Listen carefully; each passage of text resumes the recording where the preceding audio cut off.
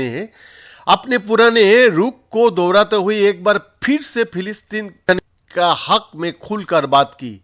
भारत ने फिलिस्तीनियों की चिंताओं को दूर करने का आह्वान करते हुए दो राज्यों के समाधान पर बल दिया। इसराइल हमास संघर्ष पर विचार विमर्श के लिए मंगलवार को आयोजित ब्रिक्स बैठक में भारत ने कहा कि मौजूदा संकट एक आतंकवादी हमले के कारण शुरू हुआ है और आतंकवाद का साथ किसी को भी कोई समझौता नहीं करना चाहिए। विदेश मंत्री एस जयशंकर ने प्रधानमंत्री मोदी की तरफ से इस डिजिटल बैठक को संबोधित किया। उन्होंने कहा कि गाजा में संकट को देखते हुए भारत ने 70 टन मानवीय सहायता भेजी है और ये सहायता जारी रहेगा। जयशंकर ने कहा, गाजा में जारी इसराइल हमास संघर्ष के कारण नागरिकों को भारी मानवीय पीड़ा हो रही है। हम तनाव कम करने की खातिर अंतर्राष्ट्रीय समुदाय के सभी प्रयासों का स्वागत करता हूं। फिलहाल ये सुनिश्चित करने की आवश्यकता है कि मानवीय सहायता और राहत गाजा की आबादी तक प्रभावी और सुरक्षित रूप से पहुंचे।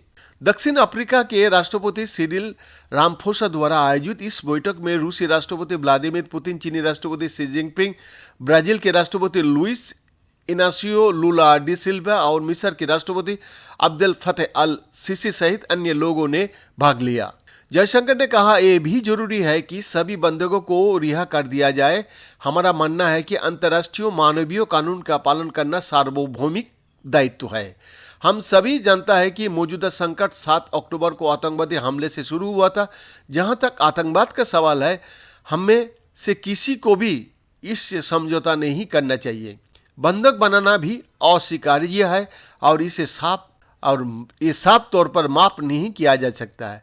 जयशंकर ने आगे कहा, प्रधानमंत्री मोदी ने इस संदर्भ में क्षेत्र और दुनिया भर के कई नेताओं से बातचीत की है।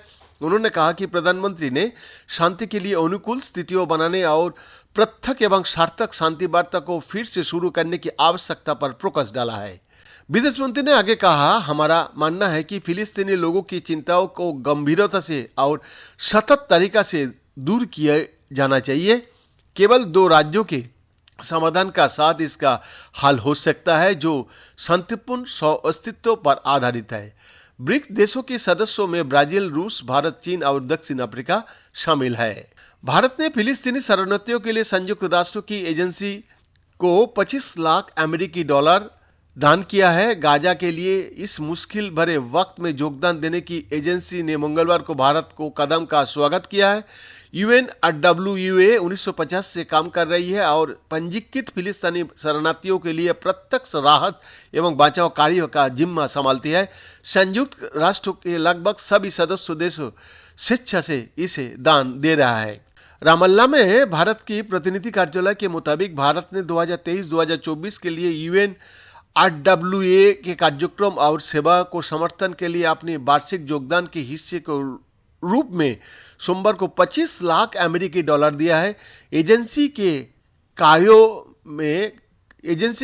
में फिलिस्तीनी शरणार्थियों को शिक्षा, स्वास्थ्य सेवाएं और राहत और सामाजिक सेवाएं मुहैया कराना शामिल है। फिलिस्तीन के लिए भारतीय प्रतिनिधि रेणु यादव ने UNRWA के विदेश मामले के विभाग के भागीदारी निदेशक करीम आमिर को ये दान राशि सौंपी है। UNRWA की एक प्रवक्ता तमारा अलरफाई ने PTI भाषा को बताया, UNRWA को भारत से सोमवार को बड़ा दान प्राप्त हुआ, जिसकी पुष्टि करते हुए हम इस मुश्किल दौर में पूरे क्षेत्र में विशेष रूप से गाजा के समक्ष भारी जरूरतों की चुनौतियों से निपटने में योगदान का तहे दिल से स्वागत करता हूं। 7 अक्टूबर को इसराइल हमास संघर्ष की शुरुआत के बाद से UNRWA हजारों फिलिस्तीनियों को बुनियादी सेवाएं प्रदान करने के लिए संघर्ष कर रहा है। इस खूनी संघर्ष के कारण गाजा की 2/3 से अधिक आबादी को अपना घर से भागने के लिए मजबूर होना पड़ा है।